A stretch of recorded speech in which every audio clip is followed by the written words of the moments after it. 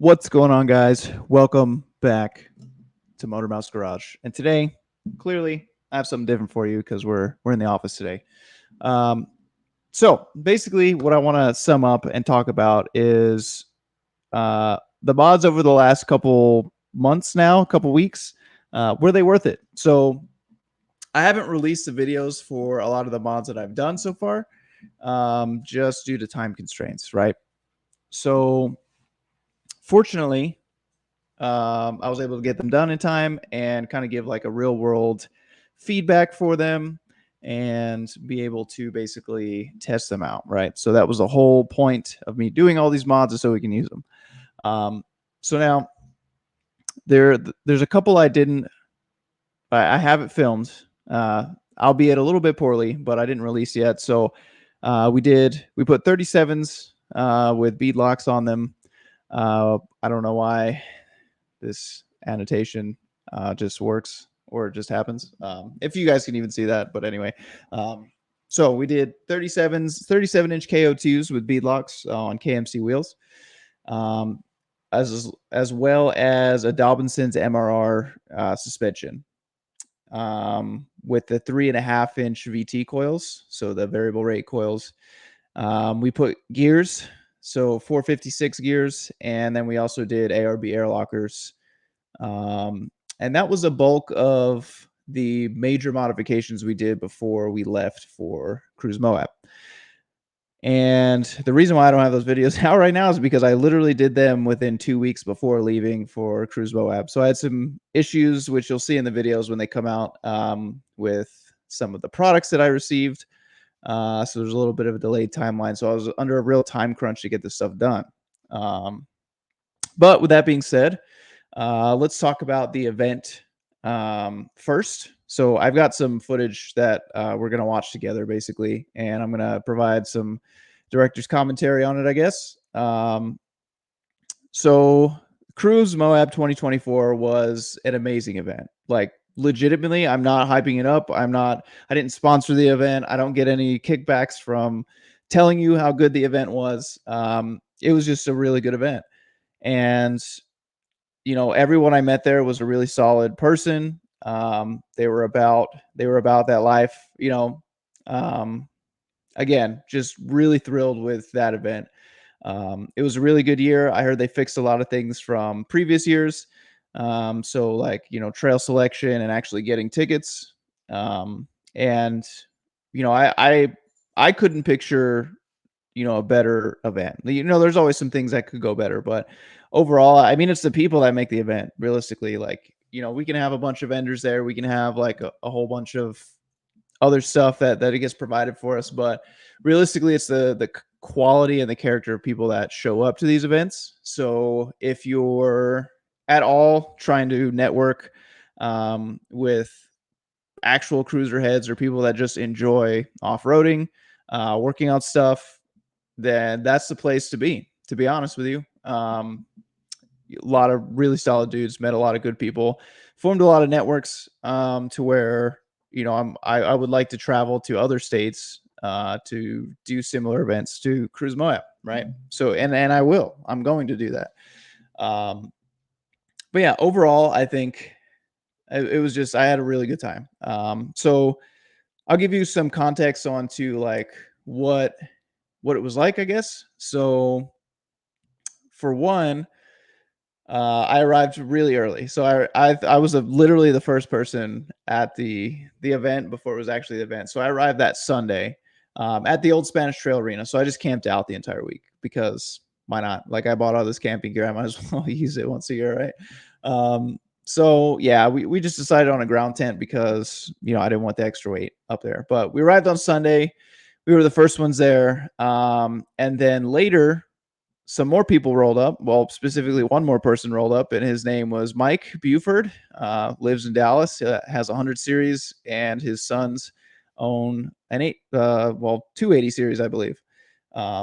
So yeah, so I met him, and he kind of like showed us the ropes because he had been to multiple Cruise Moab events in the past, so he kind of understands how things work, which is awesome. He was also a subscriber. He actually recognized me from this channel, which was really cool. So What's going on, Mike? I hope you're having a wonderful time, and I hope you're doing well, sir. Yeah, and thanks again for showing us around.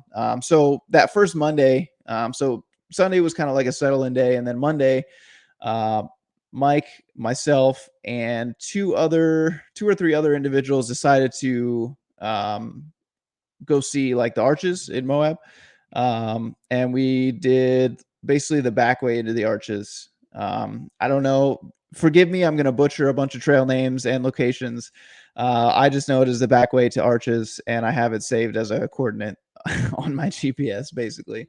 But essentially, what that was, it was a way to skirt the line to see some of the arches up close, because you need some kind of like 4x4 to get out there, which obviously we all had LandCruisers, so we're perfectly fine with doing. And that was really fun. That was the first that the 80 had been off road on the new setup with new gears, new suspension, and all that stuff. So very first time, it was a very good like a break-in run for the LandCruiser. So after Monday, that was the unofficial event. Tuesday, what we did is we did an overnight run, essentially, which is a Lockhart Basin run, which I'll show you here in a second when we get to the video. And that was like me just trying to figure out like how the vehicle reacted and stuff like that. So you'll see in the video, like I'm very overly cautious with things. And then after the overnight run, so that's Tuesday and Wednesday, basically we're Lockhart Basin. And then Thursday, it was Top of the World, the full loop. So it was a slightly more difficult trail, followed by Hell's Revenge, followed by Golden Spike. So those were the trail lists that I want to do, or I wanted to do, and I arranged them from least difficult to most difficult at the end, just to basically work myself and the rig up to like a higher trail level. That's why I saved Golden Spike for the end. And it gave me a real good context as to where the build's at currently, and what exactly I would like to change or make better or whatever, right? So without further ado, let's get into the actual footage here. So you'll see that this very first run this is the beginning of Lockhart Basin. So I don't have a ton of footage of like obstacles and stuff, but it is indeed here. So let's go ahead and listen. All my forum stuff. So as we can see here, it's a pretty beautiful trail to run. So it's not very hard. I think this difficulty level was a 5 or 5.5. And the group in general was like a pretty decent group. So a lot of 100 series. I'm going to turn this down while I talk. I'll turn it back up, but FJ Cruiser did well. These guys, I think, were from like Connecticut or New York or New Jersey, somewhere over in the East Coast, right? A lot of 100 series. One guy from Montana. And here's us crossing Cane Creek. So this is the Cane Creek entrance to the Lockhart Basin Trail. There's one more about 100 yards away on the right. I'm trying to gauge how much of this that you guys will be able to hear. Are there any other ones ahead? No, that's the last one you're just passing now.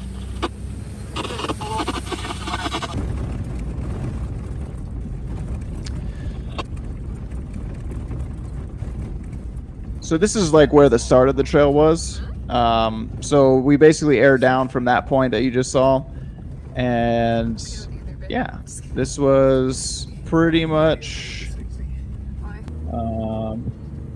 yeah.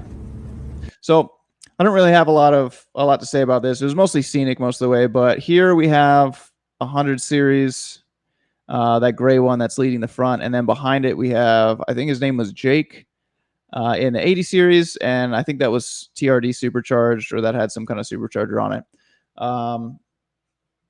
So a lot of these guys were IFS guys. I think there were only 3 80s, so 3 solid axle fronts, and that was Jake, myself, and Pedro, he was the tail gunner for this trail. Hey, dude, this is nice. there's a 200 series right there. I don't remember your name, sir, if you're watching this, but we did talk quite a bit, and I think we met. I think maybe like Monday night, when you came in from like Salt Lake. I think you said you were from. So yeah, I apologize. I'm gonna butcher names here or just not remember them at all. So I apologize in advance to anyone that's watching this. And then this 100 series right here, I think his name was George, and this was the guy from Montana. And he has like a group up there that he's like vice president of. But yeah. Although this one doesn't have the shake thing, so.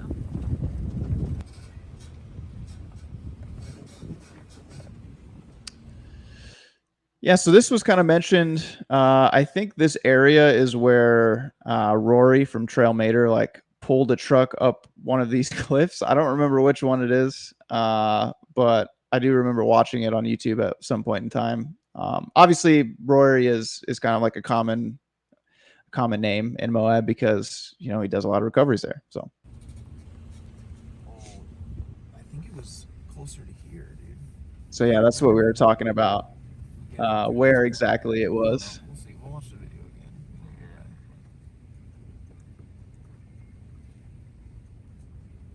So basically, this is all scenic for the first majority of the day, right? And then the second day was all scenic, so I didn't really film much of it. So again, rig was pretty overbuilt for this trail, but you'll see some of the areas where I struggled just because I didn't know the rig well enough yet.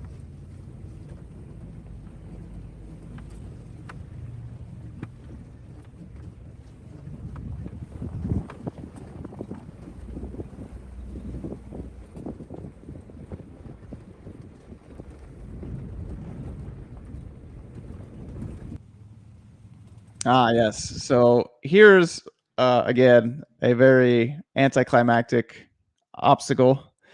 So basically, this was just me. I didn't know. So remember, I came from 33s and a 2-inch lift. So I didn't really know what my clearance was for my rocker panels. And you'll notice I didn't have sliders. So I had ordered them pretty far in advance from White Knuckle, and I think I just got caught up in the Cruise Moab like rush of orders, and they actually shipped out when I got to Utah, and they got delivered when I was in Utah. So I think they got delivered on like Thursday. So essentially, I didn't have any sliders for this trip, but it ended up not being a huge issue. I just had to be a little bit more careful than your average person, I guess. You can see here, no problems at all. These 37s are ridiculously good, which we'll talk about. We'll talk about some of the mods afterwards and what I think about them. But so again, I think Jake was doing the spotting here. This is me just kind of figuring out the vehicle and figuring out like, what are its, trying to ascertain like what its limits are. And it definitely didn't hit any here. Apart from some not so great spotting from some people, but it's okay. It's a learning experience for everybody, even the spotters, right? So, yeah, that was Jake there. He had the other 80 series that was supercharged.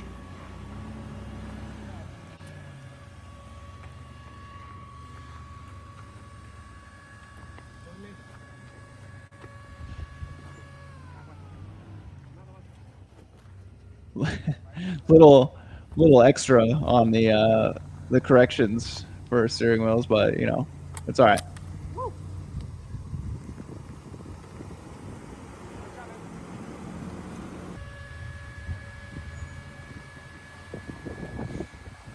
I didn't think I had any spotter here, so I was being very cautious not to hit this rock over on my driver's side door, and basically just trying to figure out how much clearance I had for the rocker panel itself.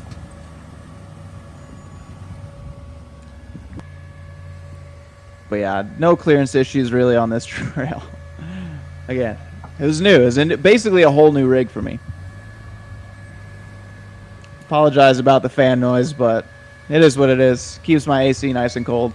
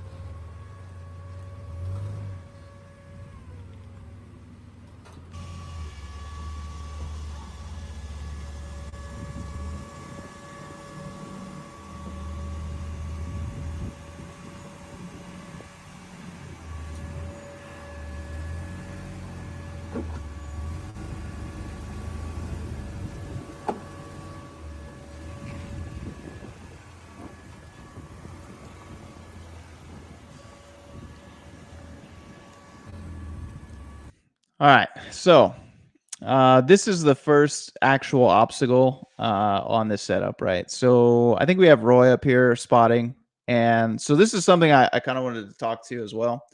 Um, so a lot of the people, like I said, had IFS vehicles that were running this trail, right? And most of them were pretty stock. Well, not stock, but they were on like 33s or maybe 35s, some of them. And one thing I did notice with IFS drivers, and um,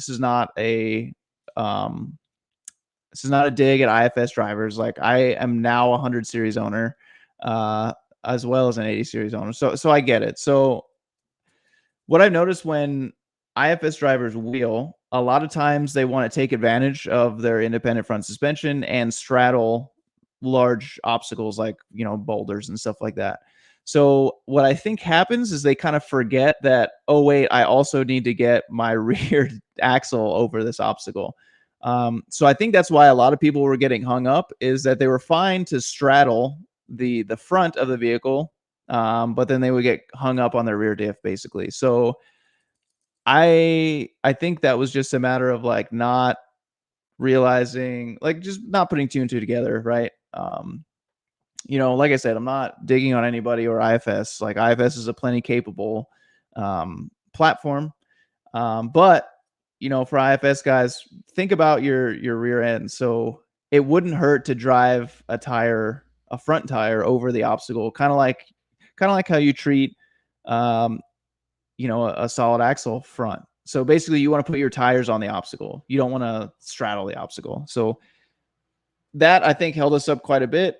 And then the spotting wasn't the greatest, but this is not a dig at Roy. You know, I understand like it's a lot of pressure to be the trail leader and to spot people up obstacles, because you're kind of like putting the I guess the intactness of their vehicle um on you, right? So he got everybody through, basically unscathed. Um just could have done a little bit better on the spotting things. And again, he tried to take the safest route possible. I don't hate the guy for it. I don't think he's a bad spotter. It's just it's a lot of pressure. So you'll see what I'm talking about here in a minute. I didn't really film many other people on this trail, just because I was more focused on how the 80 was going to do, and it was a lot of just driving. Like there wasn't a ton of obstacles here. So this a little bit further ahead is the spot where all the IFS vehicles were getting hung up on the rear. So I have 37s, so I don't really have to worry about clearance issues like some of the IFS vehicles have. You'll see later that, well, actually it won't, but Pedro, the trail gunner, basically just walked right up this trail because he took a different line. So it was just poor line choice essentially.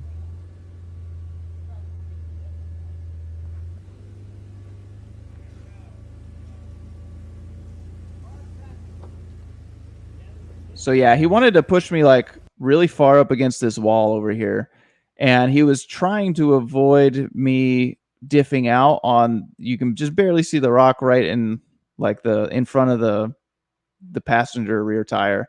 He was trying to avoid me diffing out on that, but I had 37, so I could have cleared that pretty much no issue. And you'll see later, I kind of do.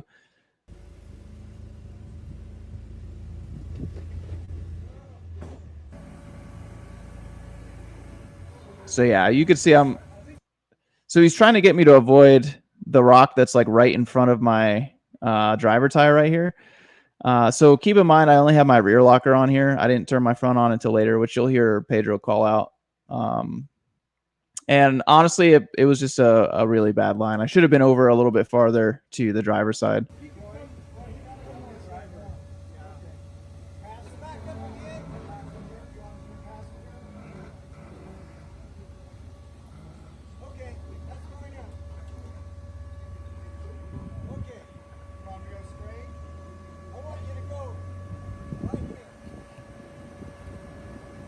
Yeah, I don't know why he kept trying to bring me over that way. There just was no room on that side to go over that. Like I could have easily just put, you know, kind of straddled this obstacle a little bit, and I think it would have been fine.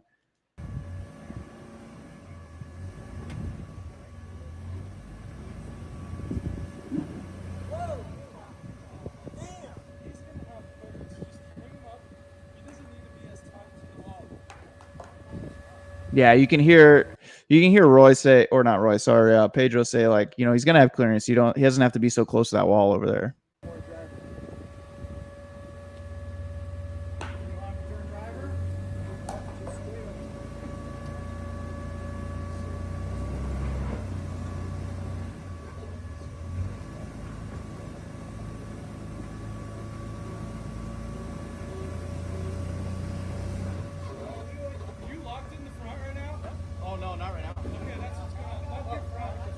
Yeah, so there he told me to lock my front. Yeah,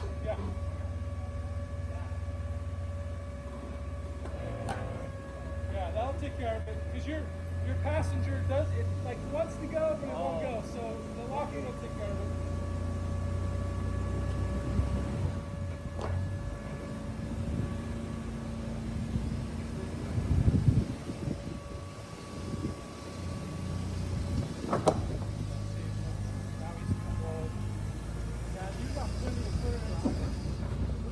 Yeah, so you could see right there. So that rock you can see right under my rear diff is what he was trying to get me to avoid. But dude, I had so much clearance that I just straddled it and it was totally fine. So yeah, just, you know, it's a learning experience for everybody. Like these aren't professional, you know, like spotters or professional trail leaders. Like these are just people attending the event that agreed to lead a trail. So just keep that in mind. Like it's fine, dude. Like I'm not like, you know, trying to to paint Roy in a bad picture. It's just it's the name of the game.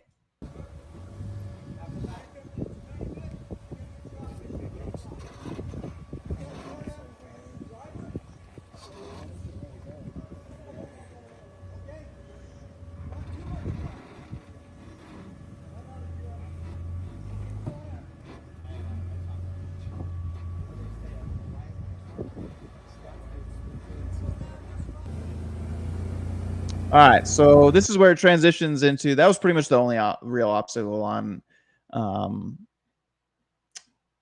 that trail. So now we're doing top of the world full loop, which is a difficulty rating of 6, and this was the first real obstacle as well. Like as far as like that I needed spotted for.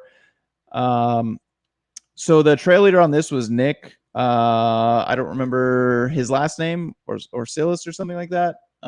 Really good dude. Probably one of the best spotters and trail leaders at the event.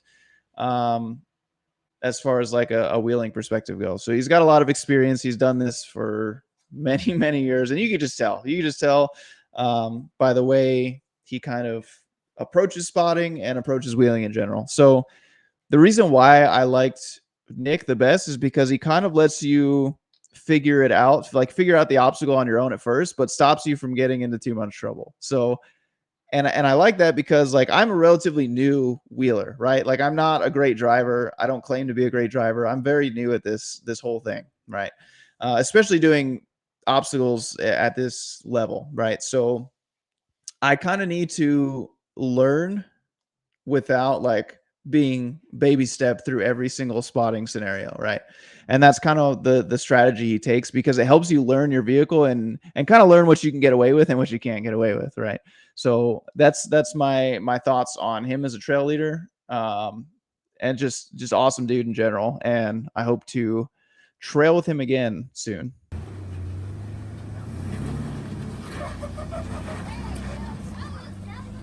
So here I was double locked for this whole thing basically, and yeah, there's like a huge drop off right here that if your tire got stuck in there, like you had to back up and do it again. So we didn't want to do that, or you could have rolled potentially, but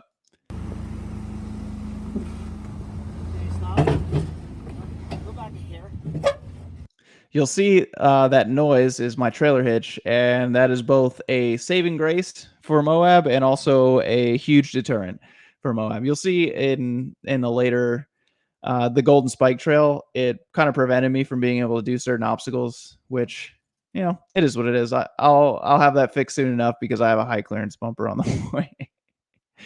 Okay, this is where you're gonna have to bump it here, okay? Just don't forget there's a big wall right there. Yep. No, on the other side. Okay? Okay, just go.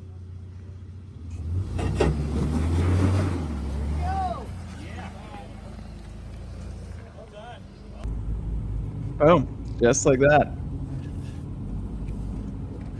So I also want to point out, so that obstacle, there was an FJ Cruiser, I think his name was Anthony, and he made it up that obstacle too, and it was like mostly stock. I think he had some slightly bigger tires, but like no lockers, just A track, and he made it up that obstacle pretty easily. He made it look really good. So it was awesome to see what the FJ Cruiser can do, and it gave me a whole new respect for that vehicle in general. I will note that this trail was like super, super bumpy, and we were just wiped out by the end of the day. Like we even did a trail repair at the end of this, but I was just so wiped out, I didn't even think about filming it, honestly. Like I had a headache after getting tossed around on this trail so much. It's a very bumpy trail.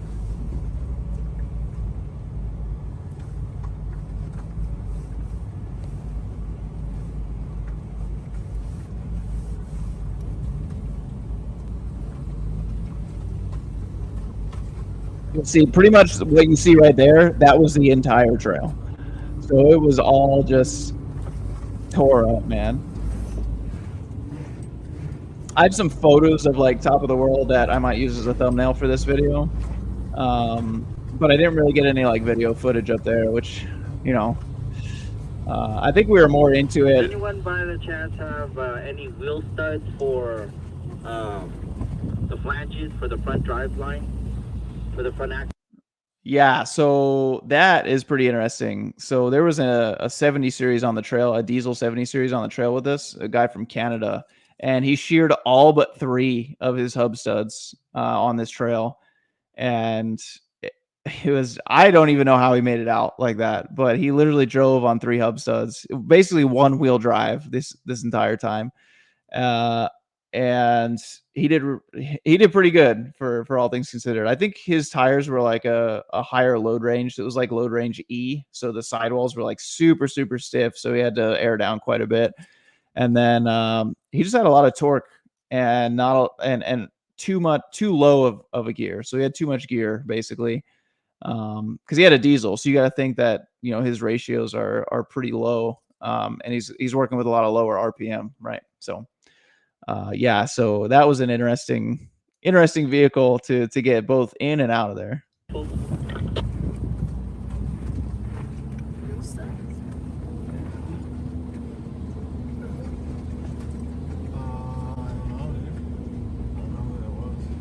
Hey, Anthony, was that you? I'm sorry, I didn't hear you. Gonna see if anyone in the group had any wheel studs for the switch for the 2-wheel drive and on the axles. Does anyone have any of those studs? Oh, the hub studs. I have a bunch of bolts we could dig through.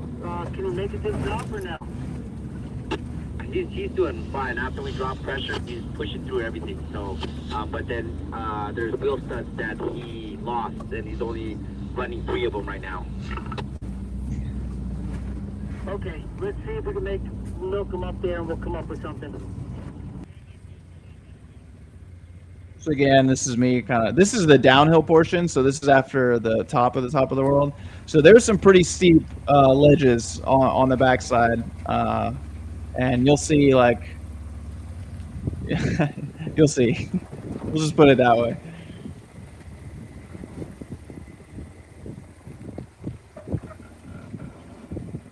So yeah, keep in mind that in order for an 80 to be at that kind of angle, like that's a steep decline, dude.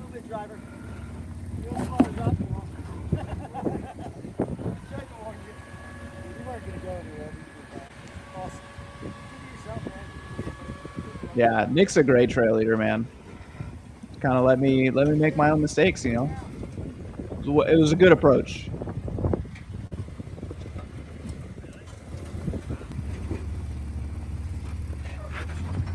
Yeah, pretty big downhills.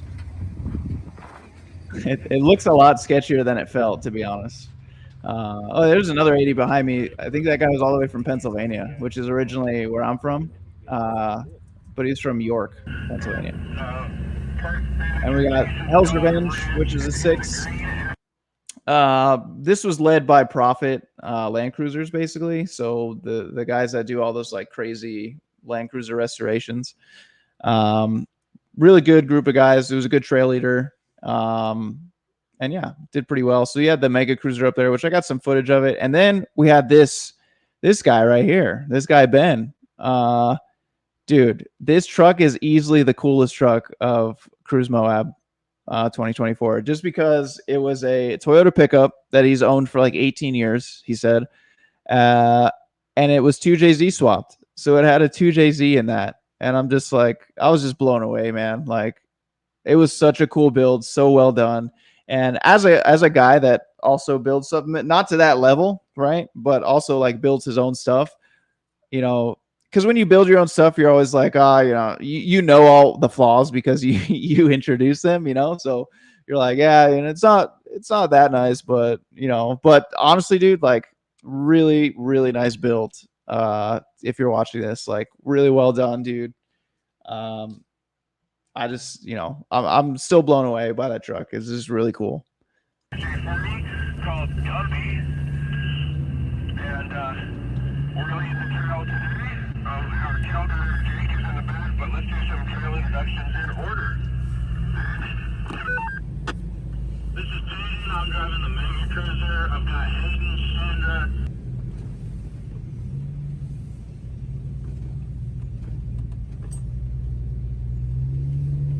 Unfortunately, I didn't get Ben doing any obstacles. So my phone had actually died. Like literally would not turn back on again. So I lost a few footage clips from my phone, unfortunately. And a lot of it was Ben's. And I don't know why. Those are the only ones I didn't send anywhere. And I was just like, this is cool.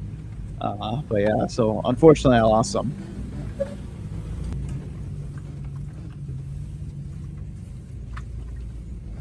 This is still basically the entrance, so a lot of uphill, downhill stuff coming up. Yeah, like this was like a bunch of uphill. So my power steering pump wasn't very happy about these uphills. It runs fine now, though. I think I filled up the fluid after this, and it was a little whiny on Golden Spike, but it was fine for the whole trip.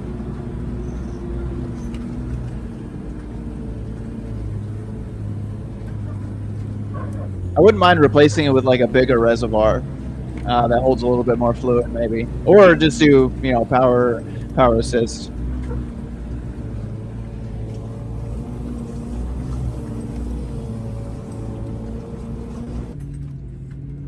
Nothing too crazy. We got a lot of like uphill and downhill obstacles over by me, so I'm kind of used to doing really steep up and down hills. A lot of traction on Hell's Revenge Trail, though, especially with KO2s, which I'll talk about those at the end.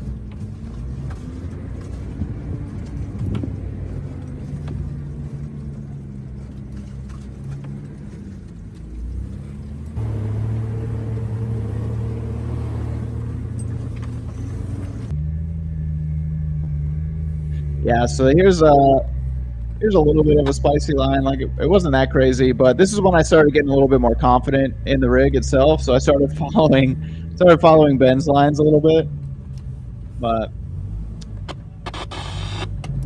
wasn't too crazy of an obstacle, but definitely could have tripped some people up.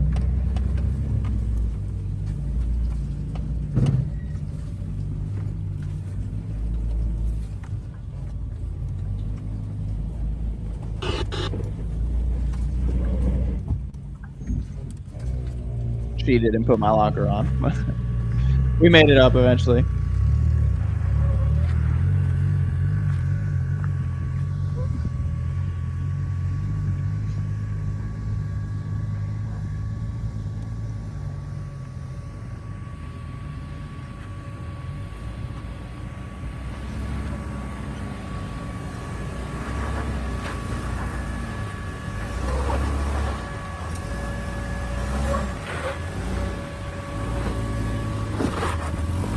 rough on the tire there, but One Jeep up there, the 4Runner. not bad. I think I was running like 10 psi on this day, 8 or 10. I don't remember, but that was a good pressure. I had a lot of traction. You'll see later when I do Hell's Gate that I had no traction issues whatsoever. So this is like the staging area for Hell's Gate. You choose whether or not you want to do it, and I think there's like a scenic overlook right behind it. That's where all those Jeeps are going up right there. But we stopped and had lunch here, and then decided to do Hell's Gate, which there's most of the commentary is going to be there. I'll let you guys know. Okay, so this was me. So I think this guy's from Profit. Really good trail leader, really good spotter. I didn't really utilize him too much as a spotter. I basically just looked at him to make sure that I was doing the right thing. But yeah, he didn't really. Unfortunately, I make this look very uneventful. But uneventful is good. I'll take uneventful for sure. You'll see. You'll see later.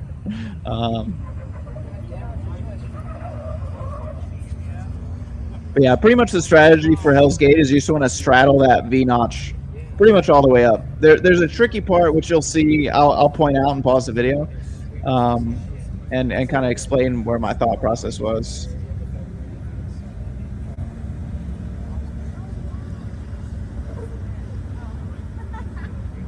So right about here, so right about there is where everybody wants to turn driver, to basically not feel like you're leaning over to the driver's side, right? But what happens if you turn driver is you slide off that wall that my passenger tire is on right now, which puts you in a bad position for this next little section that you'll see. So that was basically my takeaway from it was like, just keep it straight, even though you really want to turn driver.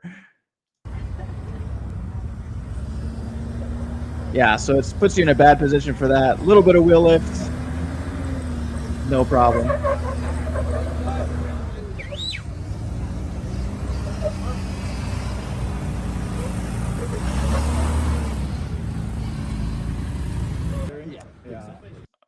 This is a Mega Cruiser. This thing's pretty cool. And it just never went to large. Super wide, so it's like This guy builds pretty easy. crazy. Oh yeah.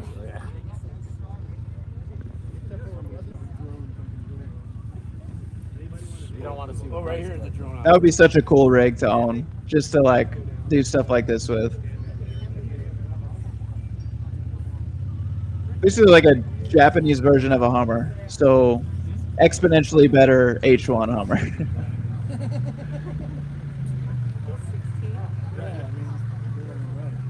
Right hand drive. Yeah. Oh, that's hated. He's 50. Yeah, 15-year-old kid driving that, by the way. Are you doing it?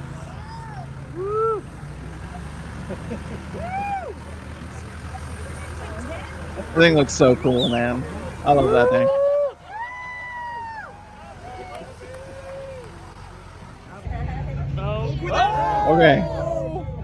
Okay. Let me give some preface to this. So this was Andrew. Don't give this guy such a hard time. I think his nerves kind of got to him a little bit on this trail because he's a really good driver. So I did the last trail. So what was it?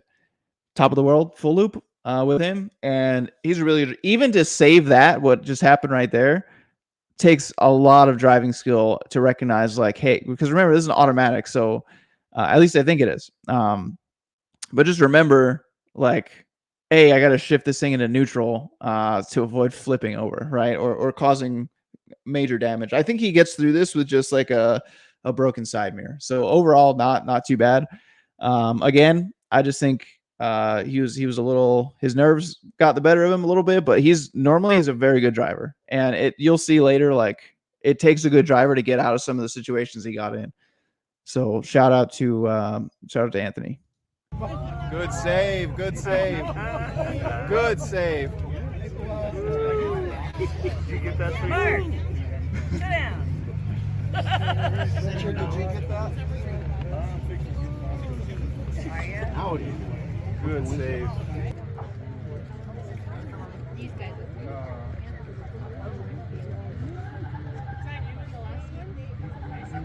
Remember, this is unlocked. I think maybe 33s.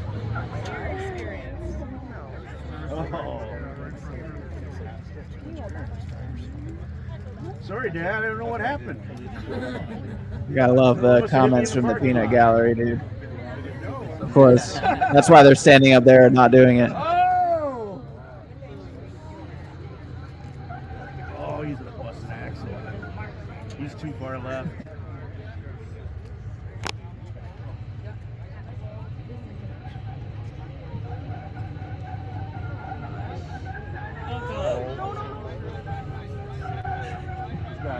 Holy shit.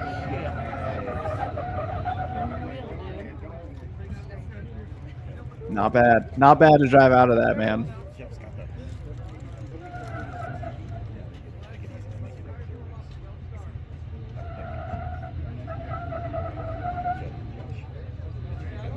Yeah! Woo! No, no. Oh! Jeremiah, careful.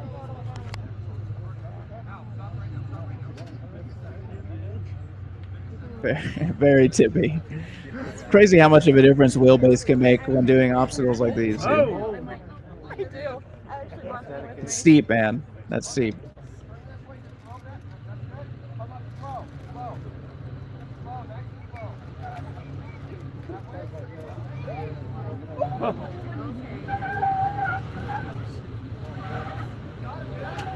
There you go.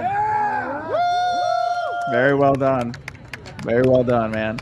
Yeah, I think the only damage you had was that side mirror. You can see on the passenger side. Okay, so this guy's awesome. So he's got a 200 series on 37s, and we also did Golden Spike with him. We actually spent a majority of our time at Moab with Mike. This is his name, and his dog Dexter. So super cool dude. Really well dialed in rig. But this still makes me sweat watching this video, and you'll see why in a second. It's kind of the nature of IFS vehicles that have like a really stiff chassis. You'll see what I'm talking about. I'll just let this play through, and you guys can get sweaty palms along with me.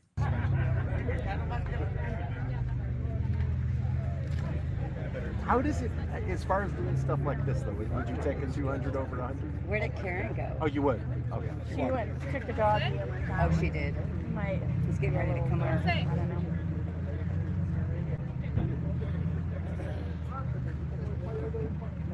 Maybe she doesn't want to watch. Oh, I made that look easy. Oh my word. Good control. Oh wait, there's more. Just for you or me?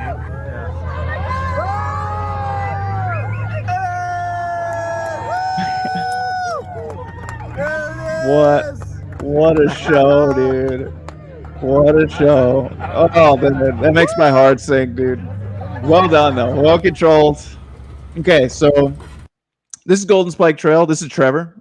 He's got a really sick 100 series with a 3-link front end, I believe. Three-link front and I think a 4-link rear. So at this point, I had a really good idea of where my rig was. As far as capability goes. So Trevor likes to take really spicy lines. So I was trying to follow him on a majority of them. Some of them I was just not doing though, because he has a way more clearance than I did. But again, Nick is our trail leader. And then we had Mike in the 200 series that you just saw. And this was the dream team, man. This trail went really well. Really fun trail. Literally like the perfect ending to Cruise Moab, dude. Like I could not have planned that any better than this trail.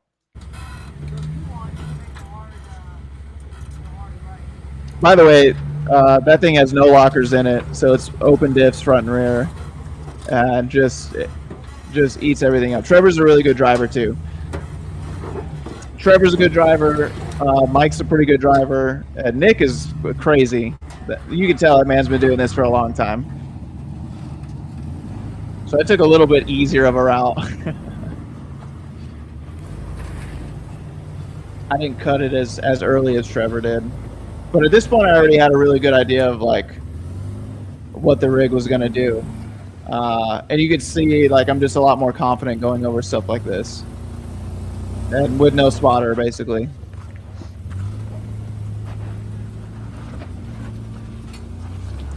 Yeah, nice and smooth. So this was a pretty cool obstacle. It wasn't very difficult. You just had to be careful and be kind of high up on that wall so you don't like slide in and like smash to your side.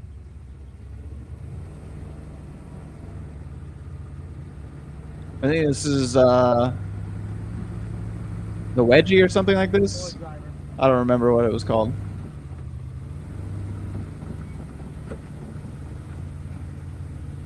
And Nick filmed this part for me. Just to give some context. Yeah. Yep, all at the bottom. Shout out to the wife. Now that'll actually describe it. Okay.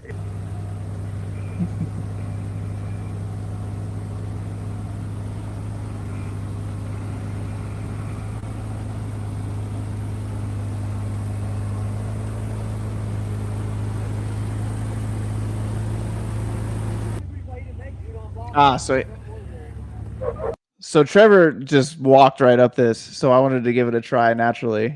This is where my hitch is actually becoming a hindrance. Where's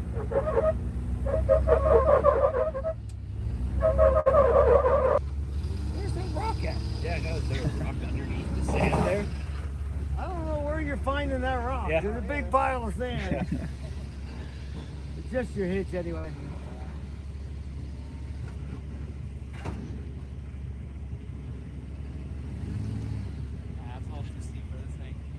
Oh no, one more try. Yeah, just go a little more. I love it. I love how he enables me into doing it.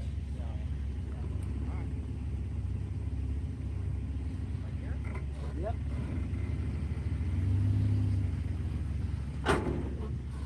Putting that Delta front bumper to work. You can see it just doesn't want it. I'm fully drooped here and I'm just caught. Yeah, I'm fully drooped in this rear tire. And I actually have to step on the gas to be able to get off of this hitch. You'll see. Yeah. If you didn't have that trailer hitch on, I think you probably would have pulled that. Yeah. You got that hitch that's getting caught on that one rock. Alright. This goes to the launch pad. This is pretty cool. So this shows a very big difference between short, sometimes short wheelbase has an advantage, sometimes long wheelbase has an advantage, but Nick's has like a very short wheelbase right here, so you'll see he has a little bit of trouble right here. Basically, you want to avoid bouncing like that because that's how you break stuff and end up in a bad way. So you had to back off a little bit.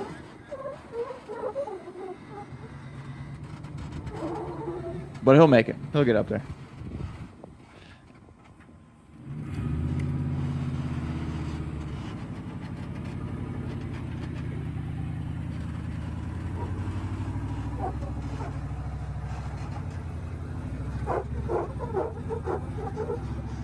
Yeah. Just the wheelbase, man. And here's our shot of doing the same thing. Much like Trevor. Just cruise right up it.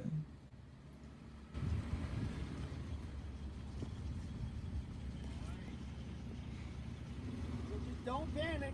Just go back. Don't panic. It's a good one.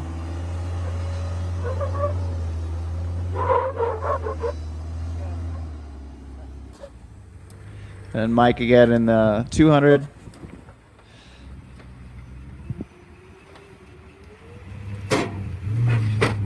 Putting them bumpers to use too. This walks right up here. No problem.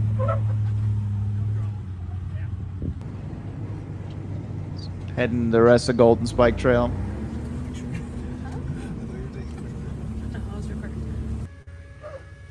So this is a super steep downhill watching, but it didn't feel too bad when I was doing it. But looking at it on the video, I'm like, holy crap, like that's pretty steep.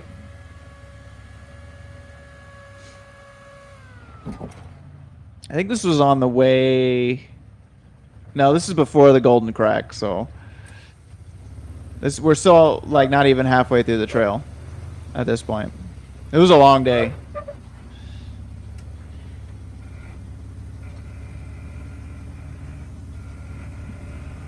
This is just me trying not to. Oh, here's another steep downhill one. That was pretty wild. Again, felt fine, but watching this on video, I'm like, holy crap, dude.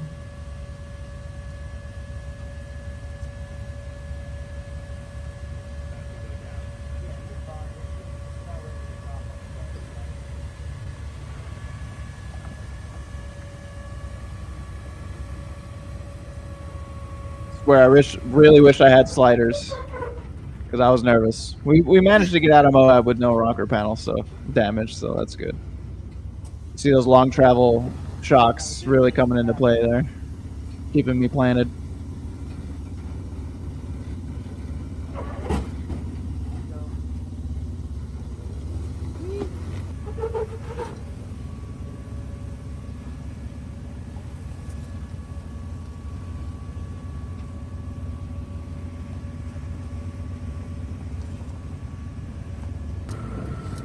Golden crack.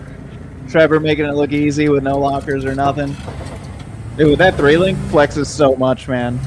It was really pretty well built out, man. I love that thing.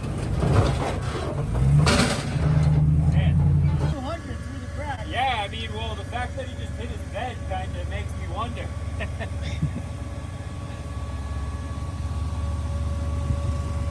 Dude, so this is one thing. I will say that everybody makes this obstacle look way bigger than it actually is. Every time I would see this on Instagram, I'm like, dude, that looks like a crazy obstacle. Like, don't get me wrong. If you're on like 33s or 35s, it's a pretty formidable one, but it just looks so much bigger like on the internet than it does in real life. I did cheat though. I used a front locker.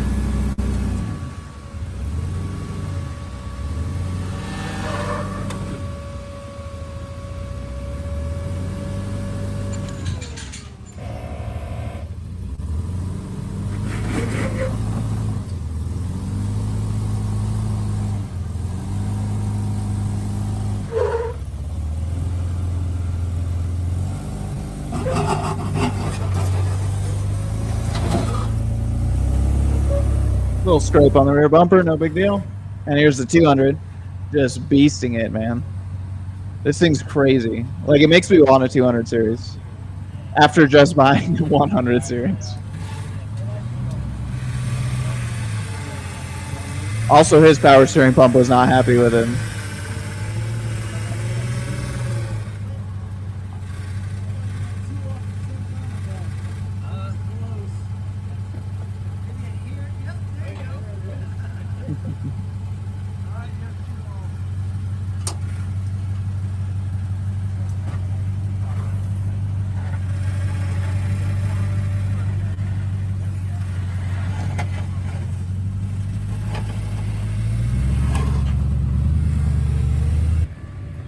Oh, here's another one where my hitch got this. So this is actually my second attempt. I was trying from a different angle, but it was very undercut right there. So the next clip is actually my first attempt.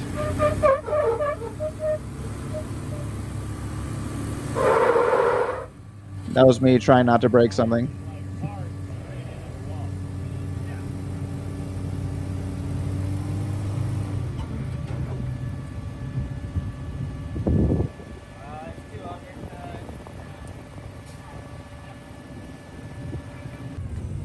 So this was actually my first attempt, and I almost made it, but my hitch stopped me, dude. This was a much better line.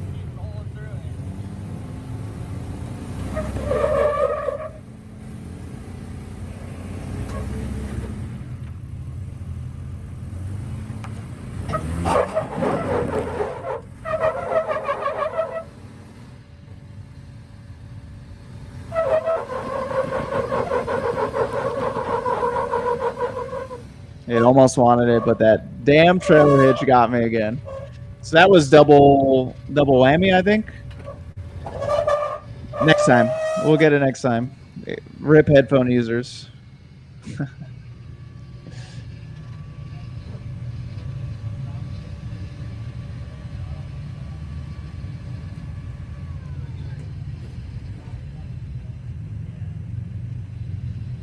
Yeah, I think this is the last. Yeah, that was about as much as I felt safe sending it, and that was probably a little bit risky. I didn't want to snap an axle or anything, so I was like, all right, I'm defeated on this one. I mean, you can try it, Putting that Delta Vehicle Systems bumper to use, right? So yeah, so that was Cruise Moab, a little bit of trail videos here and there. So let's talk about the modifications now. So what did I need? What did I not need? And what am I didn't need but glad I had anyway? So 37s were game changer. So a lot of people that I read on the forums are very anti 37s unless you already have them. A lot of them are like, oh, the drivability sucks, like you're gonna break things and all that stuff. Like, guys, just put 37s on, dude. Like, from a price standpoint, I can see why you don't want to put 37s on, because you kind of to take full advantage of 37s, you need at least a 3-inch lift. So I was like, that was kind of my deciding factor. Originally, I was just going to keep the 2-inch because I wanted to keep a lower center of gravity, but I just didn't get the amount of flex I wanted out of the 37s without going with a higher lift, right? So I ended up getting the 3.5-inch lift because of that, the Dobinson's MRR, which we'll talk about later. But I could not have done a lot of those obstacles as easily as I did without 37s. So if you enjoy a challenge, just get 35s. If you want to do more of the big boy stuff, you're going to need 37s, especially at Moab. I think it's just a really good tire size to do it. And, if you can go bigger, whatever. But yeah, I really like 37s. I think they drive really well still. Like, dude, I even have balance beats in mine. Like, they're not even like dynamically balanced or anything. Well, I guess they are with balance beats, but so, and even that is like, it's fine. Like, yeah, it shakes a little bit at like 45, but it's really not that bad. Next thing, so bead locks I think were a good choice because it allowed me to air down super, super low, and I just had a ton of traction. I didn't have to worry about like sliding off some of the obstacles, which I did see other people do because they couldn't air down as low, right? So they couldn't take full advantage of the traction that the tire has to offer. Now, the tires themselves, the KO2s, I love KO2s, man. Like, I know everyone has their tire brand that they just like vehemently defend, and add me to that list with BF Goodrich KO2s, man. Like, I had them on my 4Runner and I have them now on the 80, and it was the best decision tire wise I think I could have made. They're reasonably priced and they've got a ton of traction, right? So, and I don't really get a lot of rain in the desert, so I understand they do have like hydroplaning issues. But honestly, the 80 is pretty heavy, so it doesn't really affect it too much when it does rain here. So you just have to be cognizant of that. But yeah, so I love the KO2s. I will recommend them to pretty much anybody, and they're just a tough tire, man. Like, I beat them up in Moab, and they're still going now, so it's pretty great. Another modification is suspension. So MRR. Basically, I got the 3.5-inch VT coils from Dobinson's, the MRR shocks, which are 3-way adjustable, and then I also got adjustable rear links, and I got the Delta Panhard bars. So that whole suspension setup, so worth it, dude. Like, it's a lot of money. Don't get me wrong. You don't have to go that crazy with suspension, but if you do, I personally think you're getting your money's worth with that suspension. Like, it is just so adjustable to the point of where, like, for example, when I drove there on the highway, I had them cranked like all the way stiff, basically, and it rode really nice on the road. And then when I got to Moab, I adjusted them back down, and it drove like a dream. So I still have to figure out, like, I need to like mark like actual settings for everything, so I know where to be, because I pretty much just guess every time and kind of adjust on the fly. But it makes it easy to do that, because it's just you turn a few knobs, and the rebound adjustment kind of stays static for the most part. But yeah, great suspension, love it. Do you need it? No, I don't think you need 37s either to have a good time in Moab. So don't let me convince you that you need 37s. You can have a lot of fun on 33s and just do a little bit. Maybe like a 6 rated trail is probably your max in Moab, and you'll have a great time. I promise you'll have a good time regardless of what tire size you bring. Basically, tire size just increases the amount of trouble you can get yourself into. So the bigger the tires, the more trouble you can get into, right? So don't take this as like, oh, you have to have 37s to go to Moab. You don't. To do some trails, yeah, you got to have 37s, but to do any trail, you know, you can pick and choose which trails you want to do. Just be careful about it, right? Um, Another thing, lockers. So I did lockers and gears. Gears were needed just because of the 37. So it cleaned up a lot of the low speed stuff. So it wasn't working as hard at lower speeds. High speed, I don't really notice the difference. Gas mileage wise, I still get about, so all highway, I get about 200 to 220 miles per gallon, depending on what kind of terrain I'm in.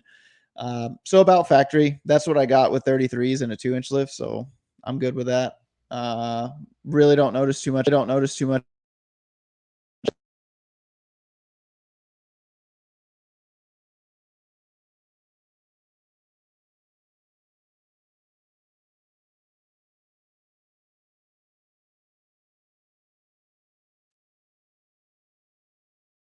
I don't really notice the difference in negative drivability with 37s, if I'm honest. You do sit taller, so you have to be aware, like, you're going to be a little bit more top heavy, but I don't really think that hindered me at all. So yeah, I think it was a good move personally. And yeah, the gearing was totally fine. Lockers made a huge difference. So obviously with lockers, again, you're going to be able to get in a lot more trouble than you could without lockers, but the risk of breaking things, I think, is a lot lower with lockers. So I could take obstacles a lot slower, like a lot slower wheel speed. So I think that's why I didn't really break anything, because some of these obstacles I would have had to send it pretty hard over to get over without lockers. If I could have even done them at all, right? I will say, if you do go lockers, just be careful of like lifting wheels. So like, for example, during like Hell's Gate, when I did that obstacle, I didn't even feel that wheel lift. I had no idea. Literally the only reason I stopped was because of the reaction of the spotter, and I was like, oh god, I didn't even feel that lift. And it's very hard for me to tell when it's lifting if I'm already doing like an obstacle, right? So that's just something I have to learn and kind of figure out. But just keep in mind that could be a real thing, because basically if you don't have lockers, it's just not going to let you do it, right? But again, I think that's a worthwhile upgrade, and I'm probably going to say necessary, just because it gets you out of trouble and stops you from breaking, because all the breaks that I saw were because of people that were unlocked, basically. So basically what happens there is, like, you have one wheel spinning really fast because you're trying to go over this obstacle, and then the rig bounces and comes down, and all that speed has got to go somewhere. So it usually goes in like your axle, your hub studs, like something's going to break, right? So lockers kind of help avoid breaking a lot of things, for sure. What else? Air compressor, onboard air, love it. I want to get like a Morphlate system so I can just like set it and forget it. I think that's pretty cool. Excuse me. But the setup I have now works. A tire deflator is nice to have. That way you can accurately, like, deflate your tires pretty quickly too. What else? What else was like, oh, radio. Dude, the radio install was clutch, because it was nice not to have to like carry around a handheld radio. And I could just use like the radio that's mounted in the truck, and all I needed was like a handset, and I could just like set it somewhere. Right. So definitely essential if you're going to go to Cruise Moab. So they require GMRS radios now. And it's worth it. Like, it is so worth it. Especially when, a lot of people are using handhelds and don't really have the power output or the antenna to reach out very far. So there's been situations where the front of the convoy could not hear the back of the convoy, but I could hear everything because I had like a really nice antenna on it. Everybody could hear me because I had good power output, right? So definitely something you'd want to do. What else?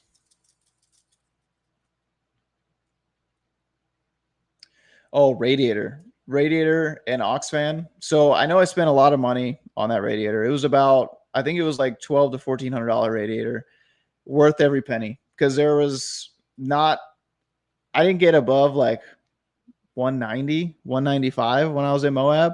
So it kept me at temps when we were idling forever, dude. Like it's very slow driving, right? Which if you own an 80, you know, like slow driving is not this thing's strong suit, right?